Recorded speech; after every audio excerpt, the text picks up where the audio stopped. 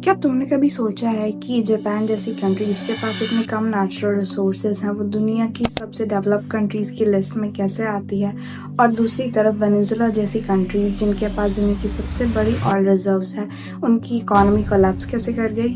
हाय, मैं हूँ आयुषी और आज की इस वीडियो में हम डिस्कस करेंगे कि कौन से ऐसे फैक्टर्स हैं जो एक कंट्री को वेल्दी या डेवलप्ड कंट्री बनाते हैं। Geography is about advantage not ability. एक बात यहाँ समझने वाली ये है कि जियोग्राफी ये नहीं डिसाइड करती कि वहाँ रहने वाले लोग इंटेलिजेंट या फिर हार्ड वर्किंग होंगे या नहीं। जियोग्राफी सिर्फ एक एडवांटेज है जो डिपेंड करता है लोगों पे कि वो उसे इफेक्टिवली यूज कर पाते हैं या नहीं। कुछ कंट्रीज के पास इजी एक्सेस होता है ट्रेड का, बेटर क्लाइमेट कंडीशन होती है, सेफ ट्रांसपोर्ट के रास्ते होते हैं जो कि टाइम के साथ चेंज होते रहते हैं। इसका एक एग्जाम्पल है वेस्टर्न यूरोप, जहाँ पे ट्रेड नेटवर्क बहुत जल्दी डेवलप हो गए थे because of rivers like Rhine and Danube, जिनकी वजह से उनका ट्रांसपोर्टेशन काफी इजी हो गया। और कुछ कंट्रीज जिनके पास नेचुरल बैरियर्स होते हैं जैसे कि माउंटेन्स और डेजर्ट्स, उन्हें आइसोलेशन भी फेस करना पड़ता है। जैसे कि हिमालयस प्रोटेक्ट करते हैं इंडिया को आउटर वर्ल्ड से, बट वो इंडिया को आइसोलेट भी करते हैं ट्रेड करने से सेंट्रल एशिया में। हमारा सेकंड पॉइंट है access to sea and trade.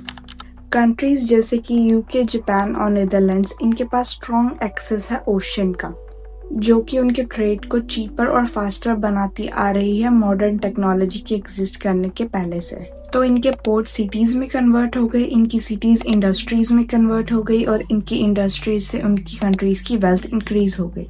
अब तुम इनको कंपेयर करो कंट्रीज जैसे कि अफगानिस्तान और नेपाल, जिनके पास कोई एक्सेस नहीं है ओशन रूट्स का। तो इन कंट्रीज को किसी और कंट्री पर डिपेंड होना पड़ता है ट्रेड के लिए, जो कि इनकी इनिशियल कॉस्ट बढ़ा देता है और इनकी ग्रोथ को लिमिटेड कर देता है। सो डिफरेंस एफर्ट का नहीं है, एक्सेस का है। अब हम वापस आते हैं जापान पे, जो कि एक काफी इंटरेस्टिंग केस है। जापान के पास ज्यादा ऑयल, नेचुरल रिसोर्सेज और मिनरल्स नहीं है, फिर भी जापान इतना डेवलप्ड कैसे है? तो क्या इसका मतलब ये है कि एक कंट्री के पास कितने नेचुरल रिसोर्सेज हैं या वो कितने हार्ड वर्किंग है, उससे ये नहीं पता चलता है कि वो कंट्री एक वेल्दी कंट्री या डेवलप्ड कंट्री है या नहीं।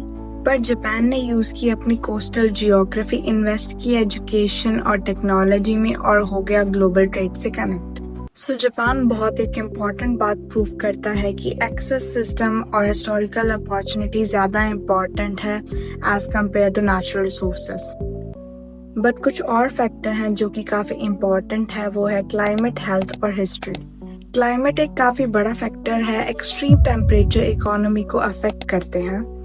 कुछ ट्रॉपिकल रीजन्स में मलेरिया जैसे डिजीज लाइफ एक्सपेक्टेंसी कम करते हैं और ग्रोथ को स्लो कर देते हैं। और कॉलोनाइजेशन ने भी काफी कंट्रीज को अफेक्ट किया है। उनके रिसोर्सेज एक्सट्रैक्ट किए गए, उनके नेचुरल रिसोर्सेज के साथ एक्सप्लॉयटेशन हुआ है, जिसके चलते उनकी लोकल इंडस्ट्रीज कभी डेवलप कर ही नहीं पाई। सो आज जब हम किसी भी कंट्री को देखते हैं एज अ रिच और पुअर कंट्री, तो वो रिजल्ट है उसकी जियोग्राफी और हिस्ट्री का।